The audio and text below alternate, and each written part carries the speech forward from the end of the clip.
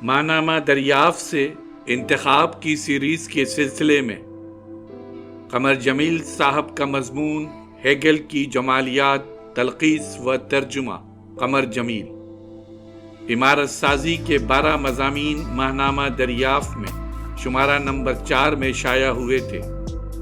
یہ 12 مضامین 12 قسطوں میں آپ کے سامنے پیش کیے جا رہے ہیں۔ سماعت فرمائیے۔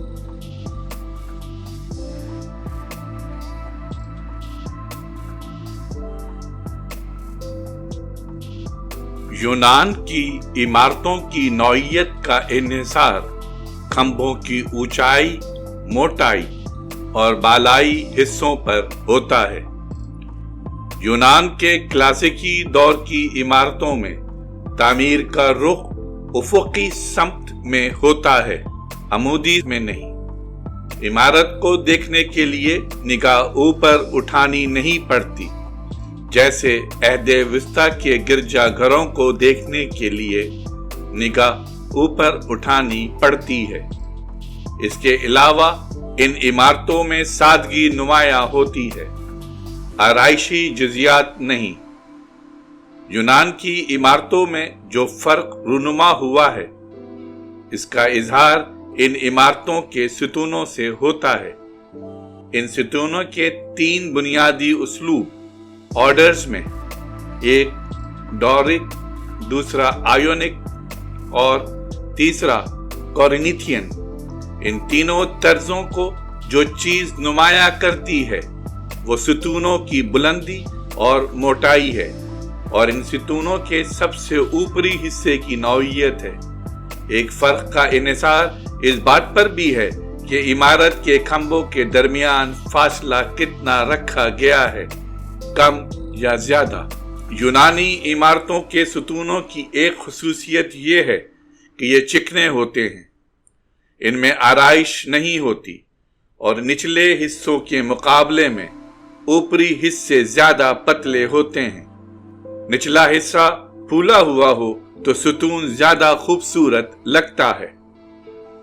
ڈورک ستونوں کا بنیادی مقصد عمارت کی حفاظت تھا، اس لیے یہ ستون چوڑے اور چھوٹے بنائے جاتے تھے، اور ستون کی لمبائی نچلے قطر کے مقابلے میں 4 گنے سے زیادہ ہرگز نہیں ہوتی تھی۔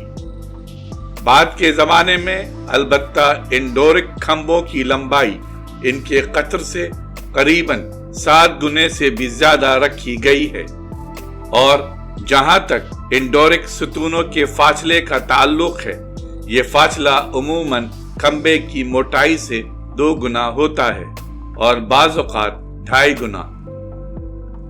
آئیونک عمارتیں ڈورک طرز تعمیر کے خوشگوار ٹھوس پن سے مختلف انداز رکھتی ہیں۔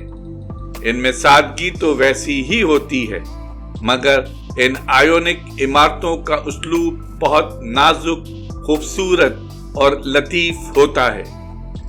نچلے حصے میں ستون کی جتنی چوڑائی ہوتی ہے، ستون کی لمبائی اس سے 7-8 گنا زیادہ ہوتی ہے۔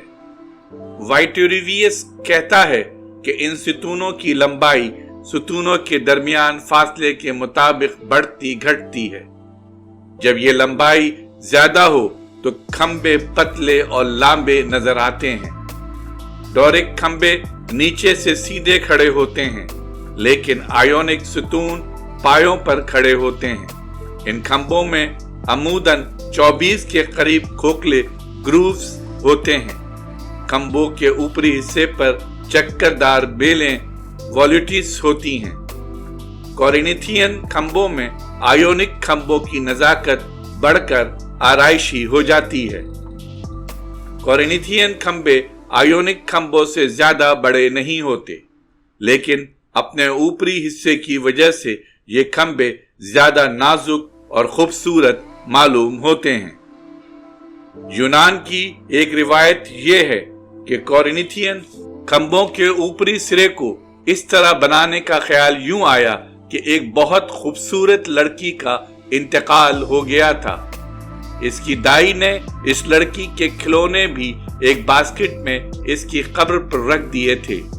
وہیں اس قبر پر باسکٹ میں ایکناتھیوس کی خوبصورت بیل اگ آئی اور جلد ہی اس بیل کے پتوں نے اس باسکٹ کو ڈھانپ لیا۔